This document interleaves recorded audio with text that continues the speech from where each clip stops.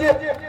अगर मेरी बात आपके हृदय तक पहुंच जाए तो इस उत्सव को महोत्सव में परिवर्तित कर देना कि सांप के जैसा जहर नहीं देखा और रावण के जैसा कहर नहीं देखा। सांप के जैसा जहर नहीं देखा, रावण के जैसा कहर नहीं देखा। मैंने घूम कर देखा है छत्तीसगढ़ का कोना कोना, लेकिन पिथौरा जैसे कोई नगर नहीं देखा। मगर पिथौरा जैसे कोई नगर नहीं देखा, मगर पिथौरा जैसे कोई नगर नहीं देखा। मैं आपको सैल्यूट करता हूं और बड़े ही सम्मान के साथ उस प्यारी सी बिटिया को यहाँ आमंत्रित करने जा रहा हूँ जो छत्तीसगढ़ की शान है, छत्तीसगढ़ की आन है, जिसने छत्तीसगढ़ की संस्कृति और परंपरा को देश विदेश तक पहुंचाया है, विख्यात दिलाई है आरुण साहू। आप सब लोग और जय जयकार। मोर से जो भी गलती हुई आपने मला माफ कर दो।